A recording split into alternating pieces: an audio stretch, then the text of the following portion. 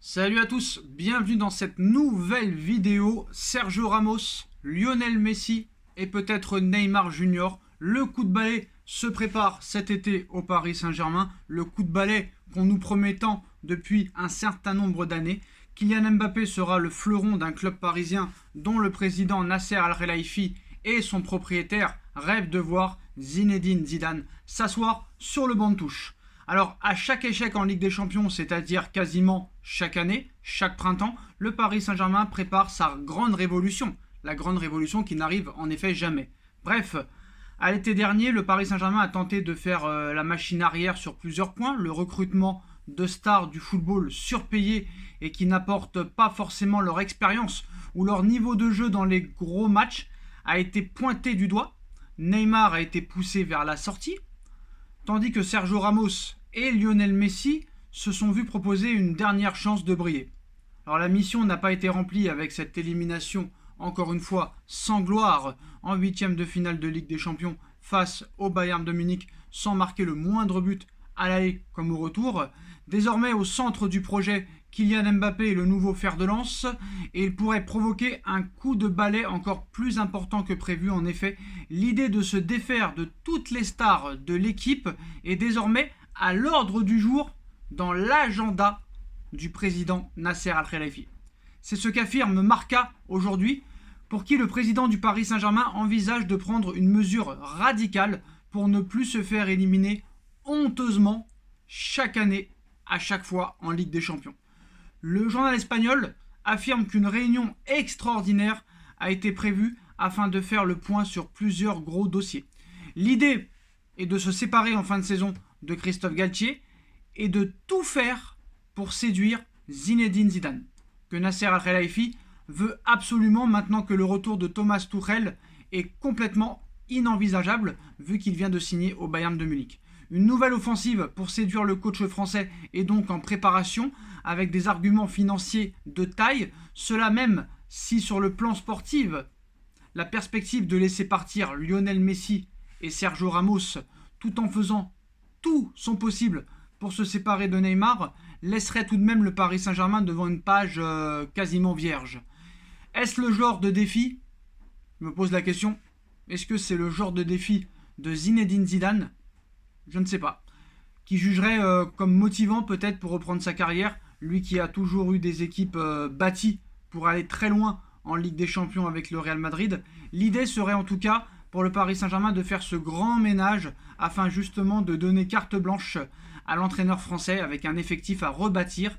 Zidane, qui n'apprécierait guère la présence de Luis Campos comme grand Manitou du mercato au Paris Saint-Germain, pourrait ainsi faire son choix et construire un effectif taillé sur mesure selon ses envies. Un projet Zidane-Mbappé qui aurait le mérite de représenter une vraie peut-être révolution avec un entraîneur fort capable de prendre des décisions radicales et de tenir un vestiaire avec de tels égaux. Et un leader sportif qui serait littéralement l'épicentre du nouveau projet Paris Saint-Germain, un projet que Nasser Al-Khelaifi aimerait porter à bout depuis le temps, lui qui a compris que le fait de recruter des stars à prix d'or ne voulait pas automatiquement dire qu'il y avait un succès de taille au bout en Ligue des Champions. Le problème, c'est que Nasser nous explique ça tous les ans et qu'à l'arrivée, voilà, à l'arrivée, il ne se passe rien. Je pense que le choix du prochain coach va être déterminant, très très très clairement. Je vous dis la vérité. Le prochain coach qui va être élu au Paris Saint-Germain doit être le patron. Le patron, le patron, le patron, le patron. Très clairement. Avec un CV. Un énorme CV. Que ce soit Guardiola, Klopp, Zidane, etc. Il faut du très très lourd. C'est pas la peine. Si c'est pour prendre Mota, Amorim, Gallardo, c'est pas la peine. Autant garder Galtier. Je peux vous dire.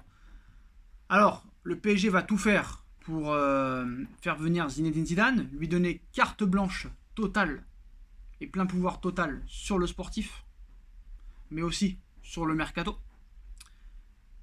Malheureusement, les promesses n'engagent que ceux qui y croient. Moi, je n'y crois pas. Voilà, très clairement.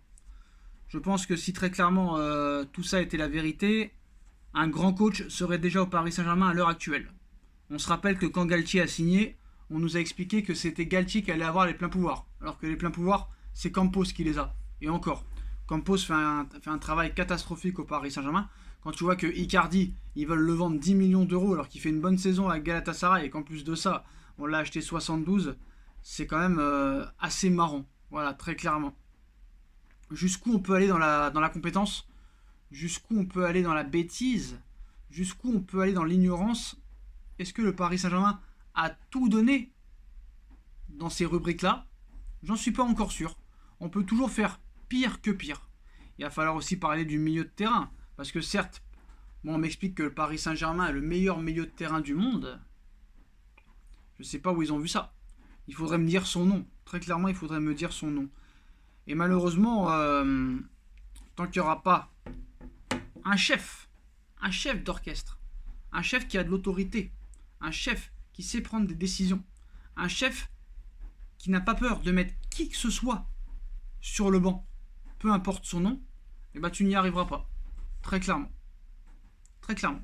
Voilà. Après, ça peut être Mourinho, ça peut être Zidane, je ne sais pas. Il peut s'en passer. Mais en plus de ça, il va falloir aussi que le PSG arrête de faire des bêtises. Aller au Stade de France, pourquoi faire aller au Stade de France? C'est-à-dire que si tu quittes le Stade de France, là, le peu d'historique que tu as, tu le mets à la poubelle. Et ça, c'est pas normal. Le Stade de France n'est pas un stade de football. Créez votre stade. Créez votre stade. Si vous ne pouvez plus être au parc, restez dans votre stade. Parce qu'en plus de ça, non seulement tu vas devoir partager avec le rugby, et tu vas devoir partager avec les matchs de l'équipe de France. Donc ce n'est pas normal, ce n'est pas acceptable, ce n'est pas professionnel. Très clairement. Voilà. Et en plus de ça, je ne sais même pas s'ils sont sûrs de remplir les 80 000 personnes, vu le prix demandé au parc. Les places sont d'un prix incroyable.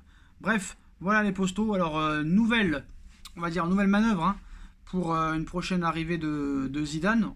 Le PSG repart à l'assaut pour Zidane. Est-ce que ça peut vraiment intéresser Zidane? Honnêtement, l'année dernière, j'ai cru.